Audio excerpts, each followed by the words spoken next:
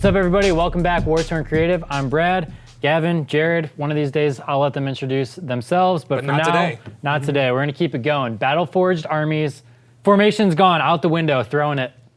Yeah. Get out of here. What's that mean? They're gone. So anyone who's got a formation-based army, like I know you run Inari and have a lot of formations, and then I run a very formation-heavy Tyrannid list, and that's gone. And we're being given, for at least to start with, a handful of standard kind of like base, almost CAD-like with many different iterations to it, detachments. So, and each of them having their own benefits. We've only been given the one example of command point benefits, but I imagine we'll likely start seeing with Codex releases in 8th edition, we'll see new detachments specifically for armies, where their detachment bonus will be less command points and more army-wide special bonuses. Because we saw that even when we switched over from 5th to 6th, we had CAD and the allied detachment charts with, and then later in 7th with objective secured being a big thing. And then Codexes started to move away from that until we got back to Space Marines. So we may see something like that where we're gonna get a lot of these base core rulebook detachments that give us basically one thing, which is command points. And then later we're gonna possibly see armies that have no command point focuses at all, but a lot of very specific army-wide special bonuses. But all of this is, of course, conjecture. We'll see how it ends up going. I still think it's a great idea that they did that, because you've had instances where I think some of our guys has to bring like 3 books in order to. That's me. There you go. Yeah. 4 actually. 4 actually. Yeah. I believe Gabe does as well. Yeah, he does. In order to use any of the formations and the Decurion-esque detachments, and throwing that all out the window is probably like the best, safest bet for them to do, because it just, like, their whole intent was to clean slate everybody, because the new edition does not support it. So it's a welcome change to me. So with these formations gone, there's a couple different slots that we see and changes we go in there. So Jared, like, what's new? So we look at they introduce 9 slots now. A lot of them are typical, like we've got HQ troops, elites, fast attack, heavy support. The classics. But they've done one interesting thing where they've consolidated all the flyers into their own slot. And looking at the revealed detachments, they're off to the side, and it's usually 0 to 2 flyers. It's interesting to see how they're going to utilize flyers now, whether or not, if Death of Skies is going to still be a thing. I'm hoping that that's a remnant of the past we all kind of ignored already. I hope they just ignored it for 8. Yeah. We'll see. But also just the base rules of how to deal with flyers and things like that change. But from my perspective, I think that frees up a lot of the bloat that a lot of slots have. Because there were so many flyers in like fast attack and heavy support for a lot of armies. That were you started ignoring other really viable options just because you wanted to have an anti-air option. Yes, and so I'm interested to see how they're going to utilize flyers for this. But I think I see that as a welcome change, because it means more options for the players. They can bring flyers, but they can also bring all the other. We've been harping on this more options thing for, I guess, 8 videos now. So it's exciting. It really is. Yeah, and not just flyers, but like you also saw off to the side, dedicated transports have their own, like, in the detachment, they're just shoved to the side. I don't know if that's just a visualization of how we treat it now, where units that can take a dedicated detachment can just run with it, or it has the weird wording, says may include one for each other choice. Yeah. So the wording's weird. I feel like wording things that's going to be those rules as written and rules as intended people are going to be fighting over this for a long time, at least until hopefully they're very clear about this with the full rules release. But for now, I'm a little worried. I don't know. I think it's if the intent was to cut down on parking lots, as was common in like 5th, 6th, and 7th, where everybody's just hiding in their pillboxes and moving up the board. That may be okay with the new environment, with how units utilize cover and how movement is done now, and just the overall, I think, overall resiliency of most units. So potentially, you're thinking potentially we're going to see a lot more foot slogging in this? Oh, yeah. All right. So why do you think that? Oh, well. Well,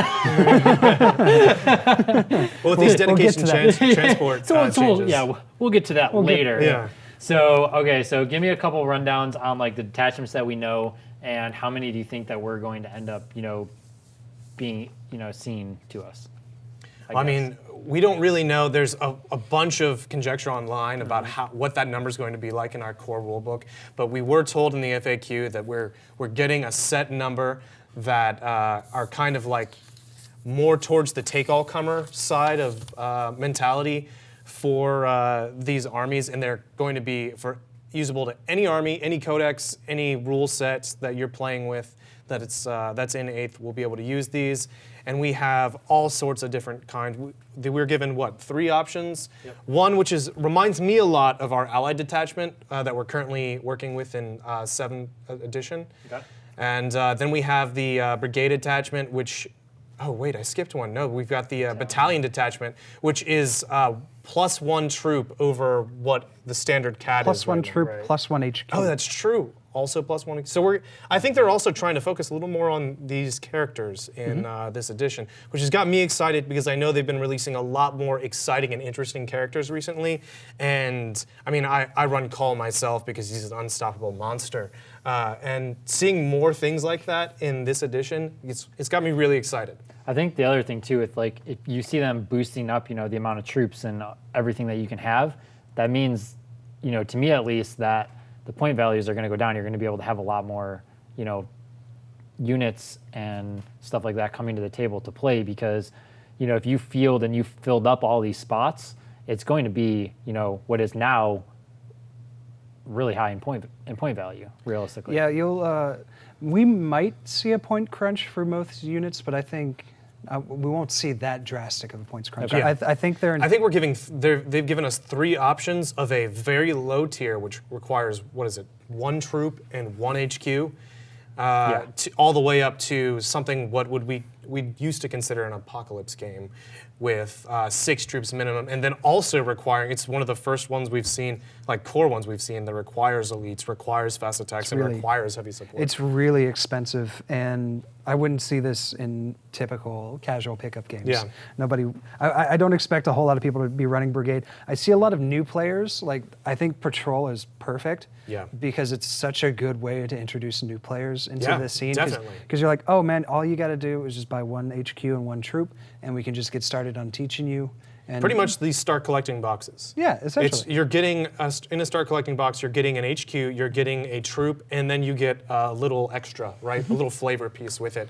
So I think that's what our patrol detachment is likely going hands in hand with, because from there you can buy one of their transport boxes. I think a lot of what we're seeing here and in what the core rulebook is what they're to selling. Support that, because you'd see a lot of the start collectings where the point values weren't exactly accurate or balanced in a way that they kind of interacted with each other well.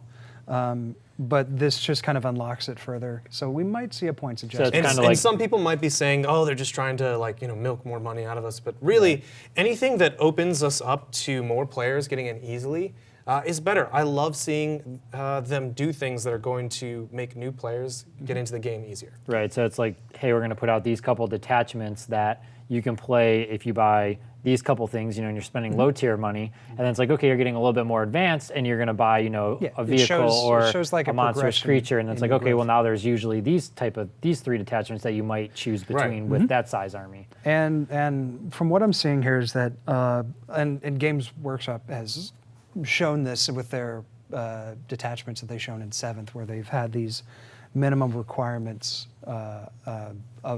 of units like the troop tax and things like that, because most people would want to take the more powerful units that don't exist in the troop slot, but at the same time you still have to pay that tax. So before those attachments even existed, people would just take for Space Marines, they would take 2 scouts and then just run with everything and then else. max out every other slot. Yeah, but now we see that it's becoming commonplace where the mid-range fights will have matches will have 2 HQs and 3 troops minimum, because this is probably the most mid-range, the battalion detachment's the most mid-range detachment that I've seen that they've shown. Can I just point out that currently with the battalion detachment, if nothing else changes with my Tyranid Codex, I can run a battalion detachment with a Flyrant, the Swarm Lord, and then 3 Meiotic Spores to fill those 3 troop slots, just to be have the biggest dick point list.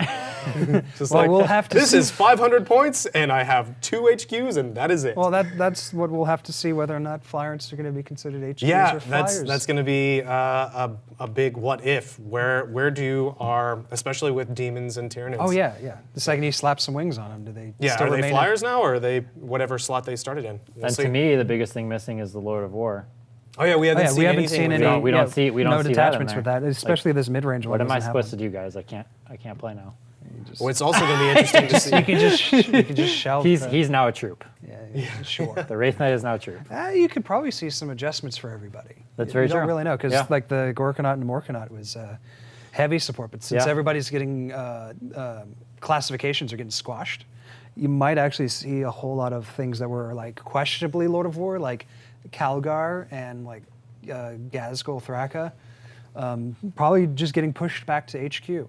And that'd be great. Right. Yeah, and I wonder if even, to take it even further, what if, we don't even know if Lord of War, I mean, we see in these base detachments that they're not in there, maybe Lord of War is just reserved for things like Titans and super heavy tanks, like really super heavy tanks. Like the really heavy hitters. Yeah, the Bane Blades, the mega tanks from the orcs. You don't think the and Imperial Knights would sit there? as Imperial Knights might, With their over 20, 20 with over 20 well, we'll wounds, talk. they probably will.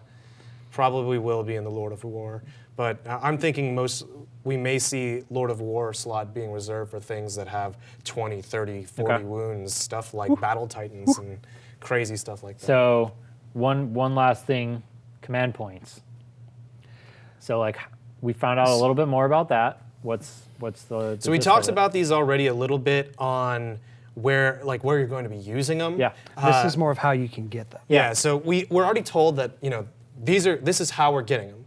But now we see actual numbers with it. And I gotta say, I was really surprised when I saw that what I considered to be closest to CAD formation, or I guess detachment, only having, what is it? Is it 3?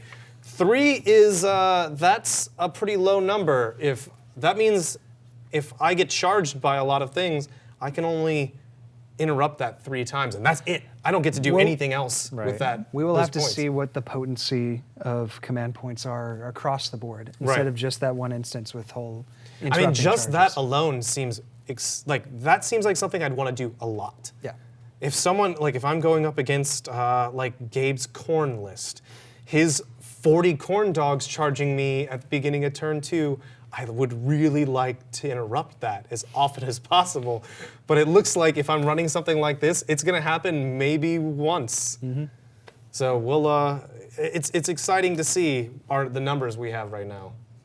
So, do you think that you could possibly gain more command points based on what you put within that detachment too, maybe? What I'd like to see is once we see what command points actually can do. Yeah. I expect a whole lot of people running multiple detachments to try to That's game right. to try to game those points. If they're really strong, you're going to see a lot of people just be like, "Oh, I'm just going to take the ones that give me +1 command points." Because again, they said this was only 3 examples of like this huge list that they've alluded to. Right. And they could be different configurations. There could be like an HQ and just a bunch of elites. Right. This is just probably the most.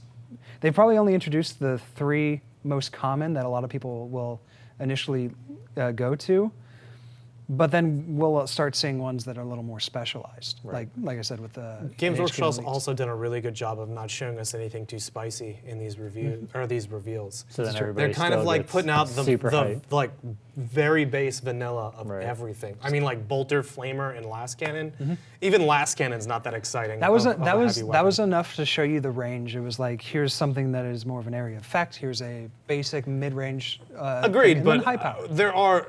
But they could have used a different weapon. yeah, that, there's a that plethora showed the of weapons exact that same have all thing. these- They could have, and we wanted them to maybe, but So I think that's what we're seeing here is we're getting the vanilla, 3 different flavors of vanilla We've got They're teasing you a bit. Yeah, so we're just getting Vanilla we're just bean, getting started here. French is vanilla. what I'm trying to say. Drop what's the the sweet third nectar vanilla? that is detachments. So that about does it then for Battleforged Armies, I would say. Make sure you like the video, subscribe, comment below, let us know what you're going to be running. What detachment do you hope to see? What detachment are you going to use, usually based on what you know already? And stay tuned. Next up is large models. Your Decurian's dead. Yeah, it is. I don't know what that means.